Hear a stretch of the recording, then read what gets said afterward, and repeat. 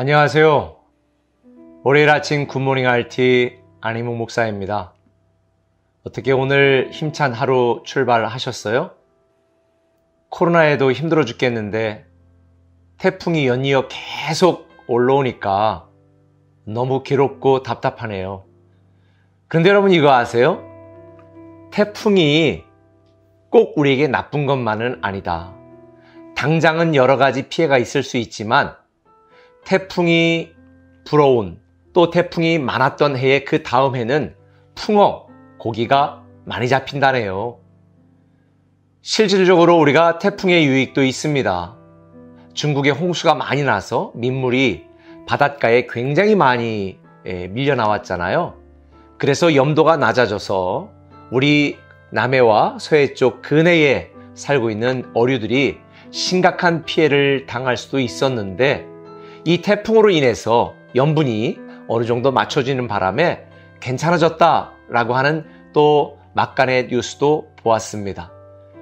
사실 요즘 우리가 겪고 있는 이 어려움, 고난, 괴로움 지금은 힘들지만 저는 반드시 저와 여러분에게 희망과 소망과 축복을 만들어내는 그런 귀한 간증의 시간, 축복의 재료가 될 거라고 믿습니다. 저는 매일 아침마다 아내 건강을 위해서 아침의 주스, 건강 주스를 제가 만들어서 해줘요. 그런데 토마토나 사과나 이런 것들을 사왔는데 가끔 보면 밑에 상해 있는 것들이 있더라고요. 아깝지만 과감하게 버릴 수밖에 없습니다. 저는 우리 신앙생활도 마찬가지라고 생각합니다. 하나님은 오늘 본문에 보면 이스라엘 백성들을 하나님의 선민으로 선택하셨습니다.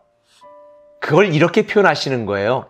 내가 최상급 포도를 심었는데 내가 원하지 않는 먹을 수 없는 씨어터진 들포도 열매를 맺었다.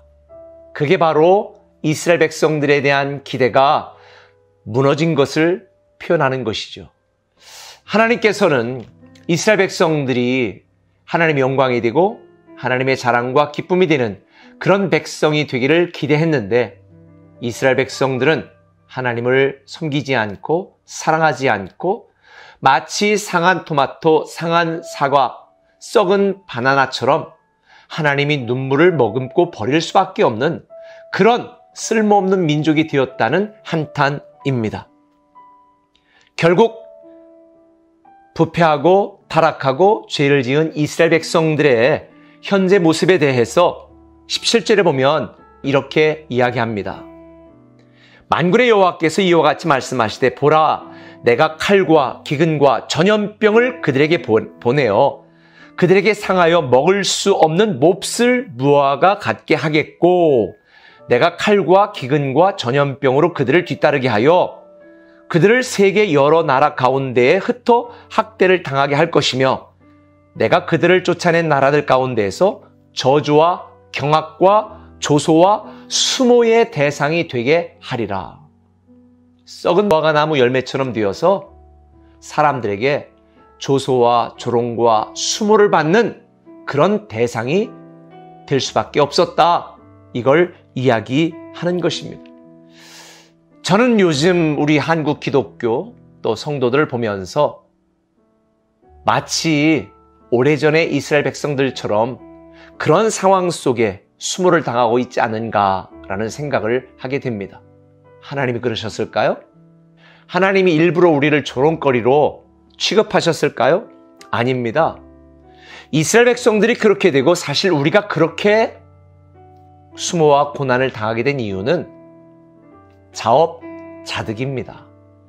19절에 보면 이런 말씀이 있습니다. 너희들이 내 말을 듣지 않았기 때문이니라.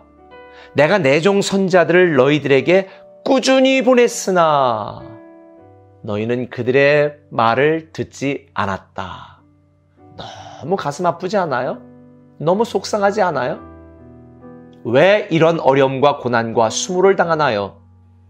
많은 사람들이 하나님을 원망하고 하나님께 불평합니다.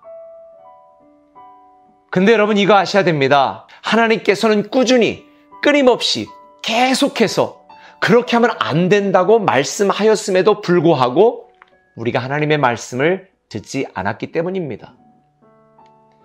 지금 여러분들 삶 가운데 여러 가지 어려움과 고난을 당하는 분들 있을 것이고 수모를 당하고 또 썩은 무화과 나무 열매처럼 사람들에게 버림받고 외면받는 그런 현실이 슬퍼서 눈물을 흘리고 있는 분들이 있을지도 모르겠습니다.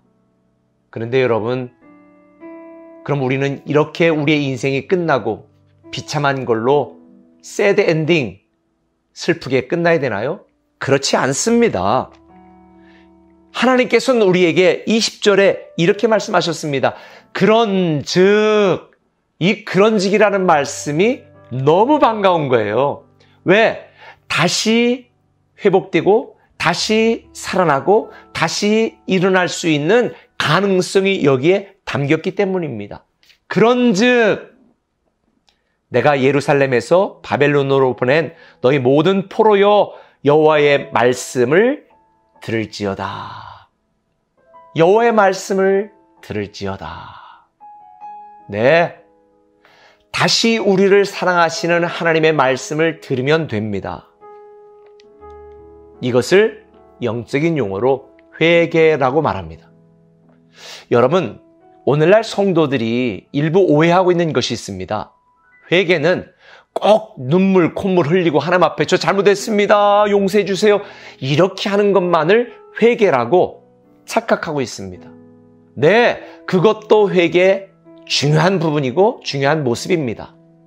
그런데 진정한 회개는요, 눈물 흘리지 않아도 내가 하나님께 저 잘못했습니다 라고 용서를 구하지 않아도 내 마음대로 내 뜻대로 하나님의 말씀을 듣고 살아가지 않았던 내 길에서 돌이켜 다시 하나님의 말씀에 순종하고 다시 하나님의 계획을 따르고 다시 하나님의 기준을 따라 살아가는 삶, 이것이 바로 진정한 회개입니다. 여러분, 우리 인생에 정말 답이 없나요? 아니요, 분명한 답은 있습니다. 하나님을 사랑하십시오. 하나님의 음성을 즐거워하고 하나님의 말씀을 따르십시오. 그 진정한 회개가 여러분의 삶에 새로운 반전의 기회가 될 것입니다. 오늘 하루도 답이 있는 하루 사시기를 예수님의 이름으로 축복합니다. 기도하겠습니다.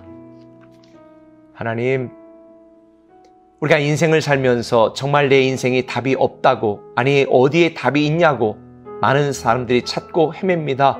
울부짖습니다. 가슴을 칩니다. 그런데 하나님은 이미 우리에게 답을 말씀하여 주셨습니다. 내 계획, 내 기준을 따르고 내 말씀대로 순종해라. 나를 사랑하고 나를 섬기는 것이 내 인생의 가장 중요한 일이 되도록 만들라. 그렇게 말씀하시는 하나님, 그 답이 있는 하나님을 바라보며 살아가는 오늘 하루 되게 하여 주옵소서. 예수님의 이름으로 기도합니다. 아멘.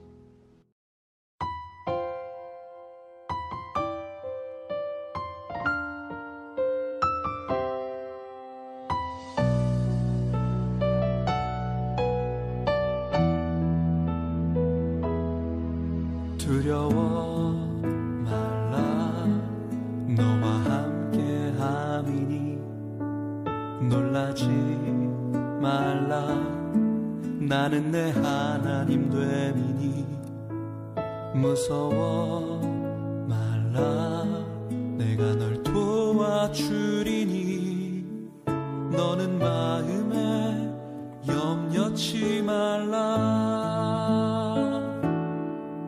두려워 말라 너와 함께 함이니 놀라지 말라 나는 내 하나님 됨이니 무서워 말라 내가 널 도와주리니 너는 마음에 염려치 말라 내가 너를 굳세 하리라. 내 손으로 너를 꼭 붙잡아 주리라. 내가 너를 의롭게 함이니 너는 마음에 염려치 말라.